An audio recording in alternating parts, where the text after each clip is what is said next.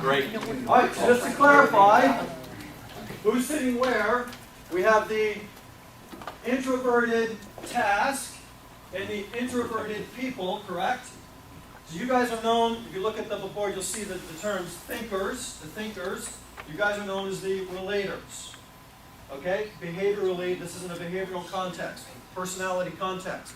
We have extroverts over here, we have task, directors, and people-oriented socializers.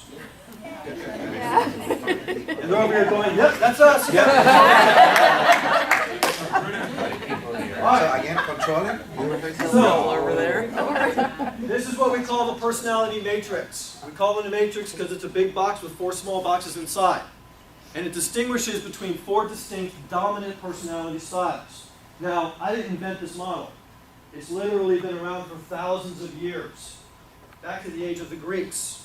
And more recently, a gentleman by the name of Carl Jung made it popular with some of his work in personality typing.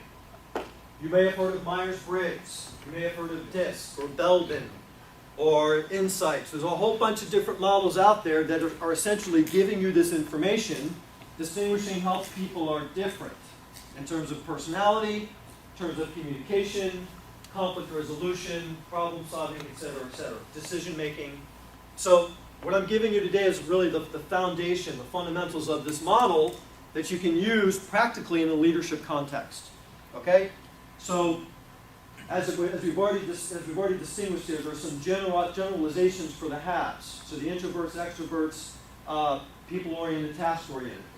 A couple other things to consider about this. Although you're sitting in the one of the 4 areas, nobody here is exclusively just one of the 4. We all have a blend of all 4. It's a matter of degrees. There are some people who are prototypical one of the 4, and they blend a little bit with the others. And there are others who are much more of a blend with all 4. It's harder to sort of nail down or pinpoint what their dominant style is. Like you had a difficult time picking between here and here, right? Yes, I did. So the reality for you, what's your name? Alan. Alan. The reality for Alan might be that you really are sort of in the middle of these 2, but you still lean more towards one just a little bit than the other. It's also situational. Some situations you might be much more comfortable here, other situations more comfortable over here, and then in fewer situations comfortable somewhere over here. Okay? So there's a blending effect, which is why this is somewhat complex. It's not like a science. It's art and science combined. Not always easy to identify someone's style. But when you can understand where someone's coming from as a dominant place, you have a lot more awareness and knowledge about how to be with them in a way that will work for them. I.e., lead them, motivate them, be effective with them. Okay? So this is not just about you, what we're talking about today, although we're focused on you now, be thinking about the people that you know and where they would be if they were sitting here and what that means for you in terms of leadership. Okay, now I'm going to give you a group assignment. Something to do to talk about this a bit amongst yourselves, and then I'll take it further. So all of the directors are going to work together without hurting each other. You might imagine why I'm saying that to you. All of the thinkers, you guys are going to work together, and you're actually going to come up with some answers rather than overanalyze the questions.